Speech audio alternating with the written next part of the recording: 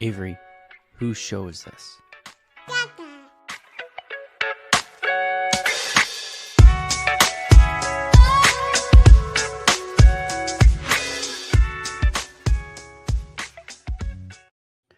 And we're live. Welcome everybody here to the Lakers Lounge Podcast. I'm Anthony Irwin, joined on this fine, Monday? It's Monday. Fine Monday, pre-holiday Monday, by a good buddy of mine, friend of the show, friend of the lounge, just an all-around good dude, who is embarking on, I think, one of the more exciting ventures in like this industry, with partnering up with Marc Stein for the superstack. Jake Fischer, how you holding up, bud? I'm holding up. I had a cup of tea earlier because I've just been talking on this microphone on the phone all day and getting back into it, man. So yeah, we are here to talk Lakers. We're here to shamelessly shill the Stein line, markstein.substack.com, and hope many people subscribe based off of me appearing on this program. That is what we're here to do. Well, hey, look, the audience here is usually pretty good if I really ask nicely for them to do stuff, and that's exactly what I'm going to do. Go out, subscribe to the Stein the Stein line. The Stein line. Yeah, the Stein line. I swear, it's 5:00. I have not had a sip of alcohol. Just being old. But no, go subscribe to the Stein line, and Jake has already put up a couple of pieces there about all the nonsense going on in Philly, all of the stuff going on around the league. We are heading into, November is wrapping up. As you get into December, that's when trade talks really start getting a little bit more real. Mm-hmm. So that's essentially what we're going to be talking about here as those trade talks pick up, as the Lakers attempt to bolster their roster in ways they haven't been able to over the last few transaction windows. And as everybody tries to manage this new apron world that Rob Pelinka called it. And actually, that's kind of where I wanted to start, Jake, with how, like, now that we are fully into operating in this new CBA, have you seen a, demonstrable or, difference in what teams are getting ready to do, how those trade talks are going, like on a more macro sense? What would you say has been the impact of this new CBA? I don't think we're feeling an impact right now in like late November, the week of Thanksgiving. I think we felt a massive impact this summer where you see the Clippers just bid Paul George goodbye for nothing. Like the last time we saw a player just leave a team by way of free agency like that was what, Kevin Durant in 2019. Like, yeah, it just goes. And even then, like that was a sign and trade that brought something back to Golden State. Remember, like they got back D'Lo. I mean, so maybe was it Kyrie leaving Boston to go to Brooklyn, or Kawhi leaving Toronto to go to the Clippers? Like, it's just been, that's not the current conventional wisdom of like, you get an asset, you must make sure you get back compensatory value for the asset that you acquired. But, we also didn't see teams use their full mid-level exception because like everyone is now thinking that can be used as another trade exception to add people in mid-season. And like now it's just like blocking certain things from happening. Like the Bucks don't have much to do, because they're in the second apron. They can't aggregate salaries. Like I see people taking what I'm saying at Bleacher Report on my video notebooks and saying like Jake Fischer is reporting the Nets or the Bucks are trying to trade Pat Connaughton and Bobby Portis for something. It's like, I'm not saying that because they can't do that. It's illegal. We cannot do that. So yeah, I think we'll see. Like we'll see as we get closer to February, like how it really does impact the trade market in season, because we haven't seen it yet. I think for now, the biggest thing of this apron world is just like eliminating possibilities. Like it's shrinking the board and I'm going to be asking about it. Like when I go to Showcase in Orlando, the G League Showcase, like less than a month away from now, I'll definitely be asking people like, hey, how is this impacting your business? But right now it's really just coming up in terms of when I talk to people in the league, they say what it is preventing them from potentially doing. That that is it's funny.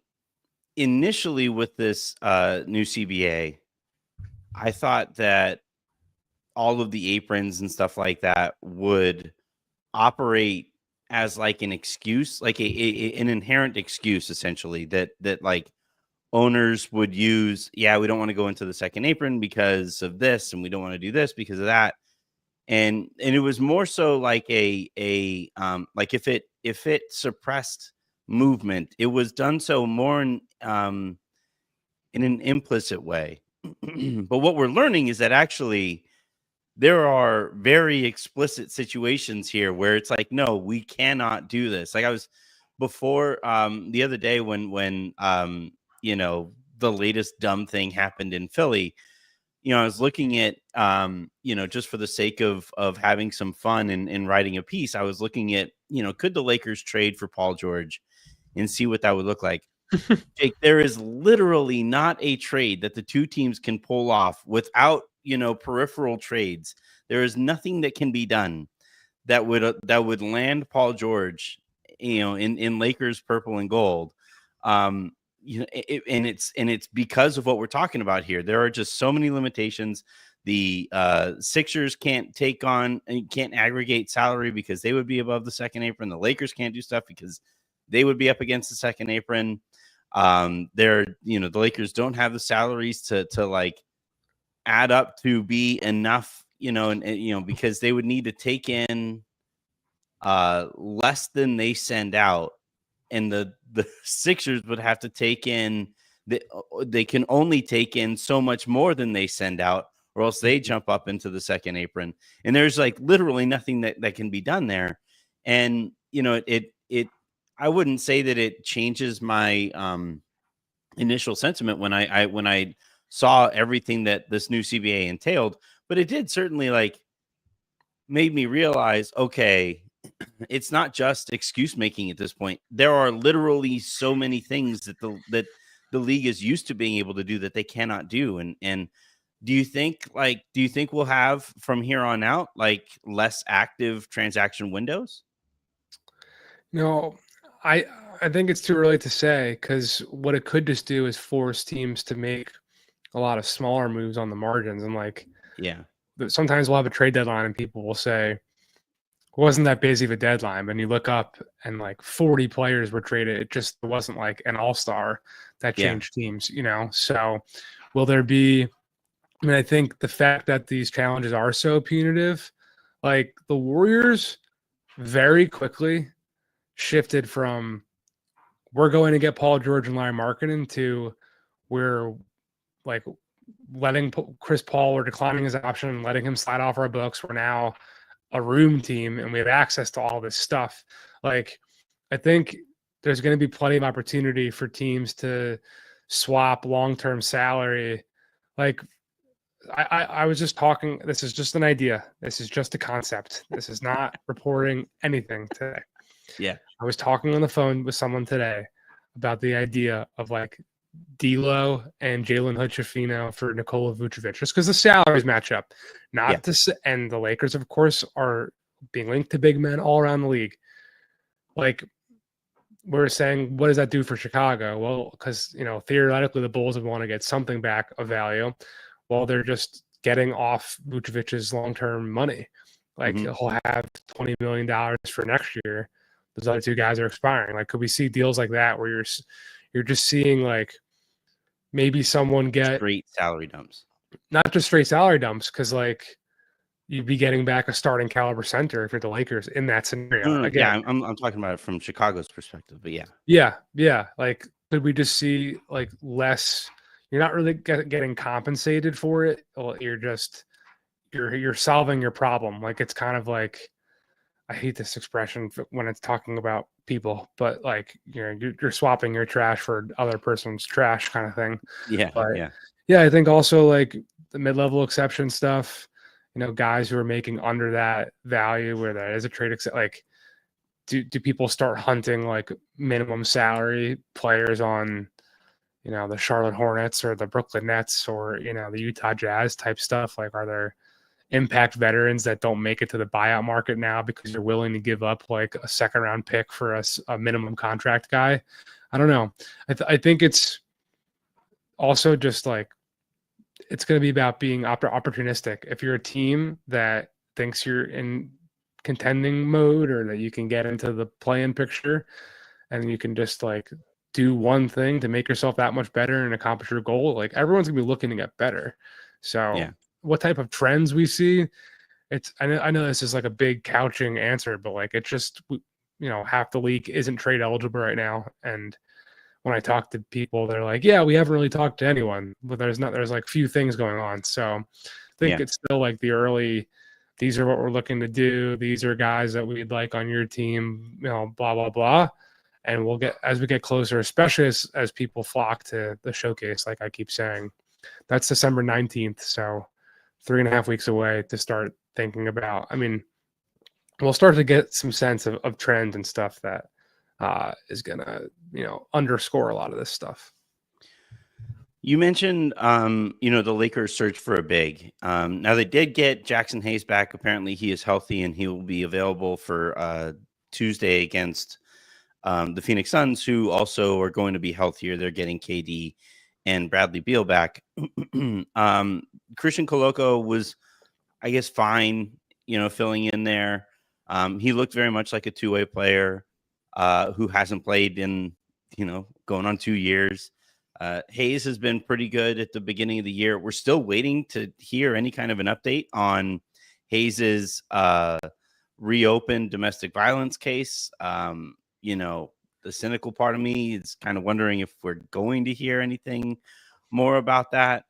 But the Lakers, they made it clear. Even Pelinka off to the side after his media availability before training camp opened, he did tell reporters off to the side that we know that we need to add a big.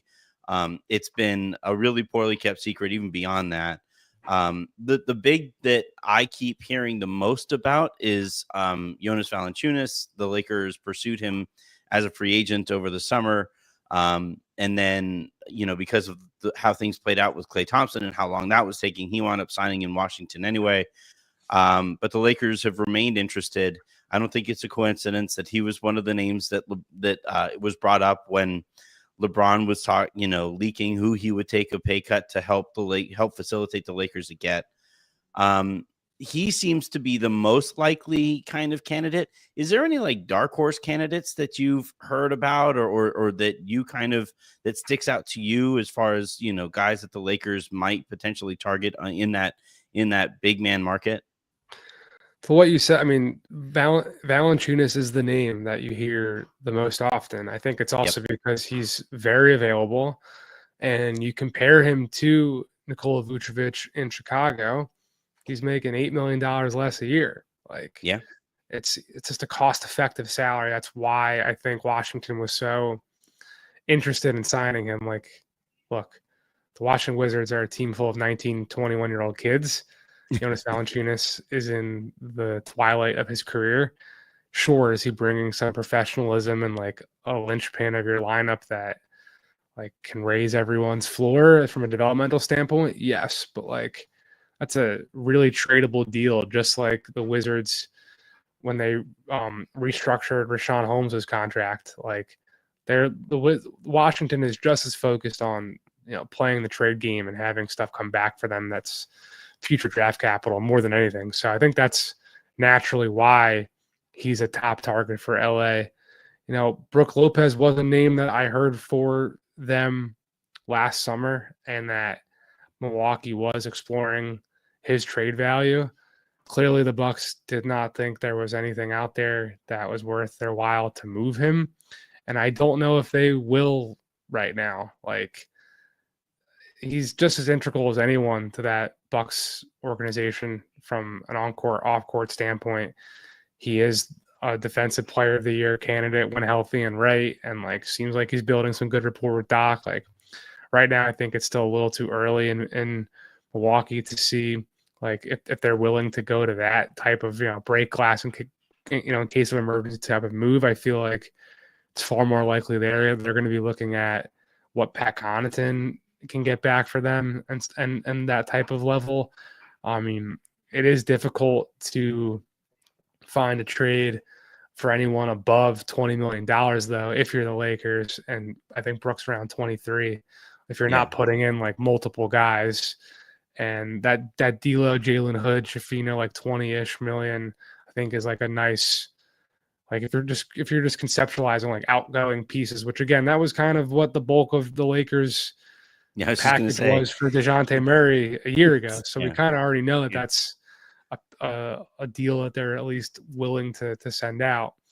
Like we're going to hear about Robert Williams. I've mentioned him in the past, but I think Portland's pretty keen on keeping him right now. Does that mean DeAndre Ayton becomes available? That's a big, dollar figure for the Lakers to consider. He's up 34. Yeah. Average annual value. From there, like obviously Walker Kessler's been a name, and I don't think he's like absolutely cemented as like the center of the future in Utah. So, that price point's going to be high though. That's going to be the thing. Like, how much money do the Lakers want to send out? How much are they willing to take on in future years if it's someone who's got more on their deal beyond this? And how many first-round picks are you willing to send out to potentially solve this issue when like perimeter defense is something that's plaguing this team as well? Yep. And the Lakers are 27th in defensive rating, as I checked right before we recorded this. And like, I don't think that's just entirely because they're lacking a center when you've got Anthony Davis and LeBron James in your front court, So I think the challenges that come from playing Austin Reeves and Dalton Connect and D'Angelo Russell and down the list, Gabe Vincent's probably your only real dependable perimeter defender right now, as much as 6'1". Sorry, what'd you say? Well, and Gabe is like 6'1", so it's like like you're talking about like your perimeter defenders there, and the smallest guy on the roster is the guy that you're considering your dependable perimeter defender. Yeah, it's just kind of tough. On that front, like I know that the Lakers checked in on Dorian Finney-Smith last year, and they've been in kind of constant contact with Brooklyn about him. Cam Johnson is another name that comes to mind, but his asking price is I think kind of tough for the Lakers to match. He's going to be a really popular name as we near the deadline. Yeah, obviously there was all like 43% from threes, averaging 19 a game. Like Cam Johnson, he's gonna it's gonna be like a first round end stuff or a first rounder end stuff, Agreed. or it might be like multiple first rounders to get Cam out of there. Yeah, he's still only 28, like in the peak of his prime, and he's on a long-term team-controlled deal that I think plenty of teams are going to talk themselves into. And then, we know about the talks over the summer with Portland for Jeremy Grant. Obviously, those didn't really go too far. At one point, they were asking about Vando and Rui, and then both of the picks and stuff like that. I don't think that went all that far either. But like on the wing market now, again, we just talked about bigs. Everybody is always kind of looking to upgrade their backup big spot. Everybody is looking for a 3-and-D wing at all times, even if you aren't even trying to win. Like if you think, you like even teams that like, aren't in the playoff picture, they might think that they're like a piece or so away from that next year. And if you have that two-way wing in-house already, then you're that much better off when that time comes. How do you see this playing out in a league that, again, so thoroughly prioritizes switchability, that knockdown, that catch and shoot threat ability? Do you think the Lakers have enough in their stash, A, period, or B, that they're willing to move to land the two-way wing that they really, really need? Yeah, it just depends on like if you're identifying a guy and you've got multiple first-round picks to move. Like, it has to be like for your guy. Yeah. So I think if that guy does materialize, I would not be shocked if the Lakers go out and like pay for someone that they think is going to be a real piece to win a championship with 40-year-old LeBron James. Like, that is still a thing. Like, I mean, any video you saw leaked from JJ Reddish, or not leaked, but like what the Lakers put out on social of his like early season, team meeting,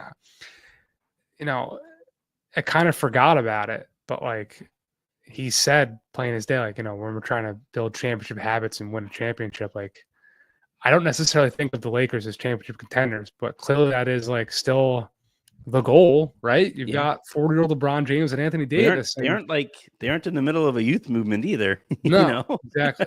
So yeah, like if this front office come whenever, they've shown the willingness to move early when they went out and got Rui, right? If this team is just like Cam Johnson's our guy, the price point is what it is. 2 firsts, D'Lo. You want the Nets like Max Christie. I'm just throwing out. I'm not reporting any of this again. Yeah. And they're just like, screw it. This is our guy. We have a chance to get him right now, and he fits, and he's someone who's on long-term, money. I think that will be absolutely something that they will do, just because they've been waiting and saying publicly and privately, like, we're not doing anything until we like really want to go all in this guy. Like, that was the whole DeJounte thing, right? It was like, is he the guy we want to do this for?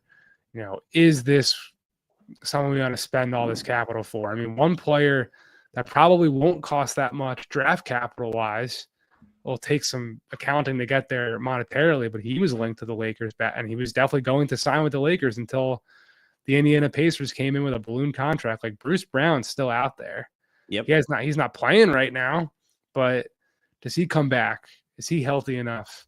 And all of a sudden, like, it just makes sense for LA and Toronto to make something happen, and he's there, and it didn't cost that much, and like that's why they go for him, because he's not costing the 2 first-round picks to go somewhere else. Like, I think they're gonna be wise and careful to not spend the valuable capital and contracts and stuff that they've been saving, unless it's like a move they actually want to do. However, like, I do think you go back, maybe the Lakers wouldn't have done the D'Angelo Russell 2-year deal that they did in hindsight, knowing that he's not the like really flippable trade piece that he kind of was all along his career until he got to this Lakers stop, the second Lakers stop. Which is kind of weird though, because like last year he had a good season. This year he's on an expiring. Like the conversation about D'Angelo Russell, like there's this term that gets thrown out in Lakers Twitter, the notion of like the Lakers tax and stuff like that. I think it has a lot to do with like Rob doesn't necessarily have all of the relationships throughout the league that some of these other GMs who have executed deals with each other have with each other. But the D'Lo thing is super interesting, especially now that like now he played really, really poorly against Denver again, and he's shooting the ball as bad as he's ever shot it in the NBA. But his like openness and his continued like effort while they're bringing him off of the bench is something that I kind of wonder if more teams are going like, so the longer it goes on, if that's something that makes teams a little bit more interested in him here moving forward. But like, he isn't like negative value though, right? Do the Lakers have any negative value assets this year in the way that they have the last few trade deadlines and transaction windows? He's not like negative value, but if you're not positive, there's one way to look at it. Like, if you're not positive value, then what are you? Like, it's funny. I'm pulling up. I use the fanspo.com trade machine. The top 4 players that people use are all Lakers, which is pretty hilarious. And number 12 is Christian Wood. I mean, I'm just a visual learner, so I'm bringing it up here. But like, I could see teams saying that Rui's deal is a little bit too rich for their blood. and like Max Christie's contract, I don't think people around the league are like, that's a deal I want. But in terms of like, are there any albatrosses that you're like, oh God, I have to move this contract? Like, no, there's no Zach LaVine contract on this roster, you know? Yeah. I mean, I would be surprised if he is the answer to what the Lakers end up splurging all their stuff for. So we'll see if they do lock themselves in. Like when I said a long-term deal for Cam Johnson, like that's different than 3 years left on Zach LaVine's deal at $45 million a year. You know, Cam's only at 23.6. No, I just think you will have plenty of teams who will look at D'Lo as the 18.6 million expiring that he is, that you mentioned. And I think everyone else below, like, you know, no one's going to look at anything here as like a bad contract. Like, are there going to be deals that they're not super, like, you could probably find, just being that, you know, the league is so subjective, right? Like, I'm sure you could find a team that thinks, well, Jared Vanderbilt is basically a non-threat on offense. We don't need someone who's not a shooter. Do we want to pay $10 million a year to someone who's not a shooter? No. But you could find a team that's like, Jared Vanderbilt is the perfect four-man for us because we have 4 shooters outside of that position, and we need like if Philly, this is just me connecting a dot. I am not reporting anything again. If Philly wanted to try to plug this power forward spot in their lineup with Jared Vanderbilt, because they've got, in theory, shooting across all the positions, including Joel Embiid, you know, he's this connective defensive, you know, piece. Like, I wouldn't be floored by that. But like other teams that, you know, don't have that type of scenario, I don't think Orlando is looking at Jared Vanderbilt, you know, when they've got all these 6'9", 6'8" guys who don't really shoot themselves. So, yep. Well, really quickly, we have some super comments here before we get you out of here. Again, I want you guys to, what's that? I said super comments. Super comments. I get to show you my favorite clip here on the show. And before I do that, though, I do want to remind people, go subscribe to the Stein Line. He and Marc Stein are doing some really cool stuff together. 2 of my absolute favorites in the industry, and 2 people who really, really know a whole bunch of stuff. So do go and subscribe there to the Stein Line, to the Superstack. But again, we have these super comments, which means I get to start with this thing. All right, so the first one comes from Justin Tyndall, who writes, since the Westbrook acquisition and then the trade, since the only trade Pelinka has done is Rui, when have Bus / Pelinka showed they want to win? It's kind of tough to like look at, like, all right, what are the chances you think that they sit out this deadline again, or that they don't add to this? Like, it would that would have to be a pretty surprising development if they don't do anything this year.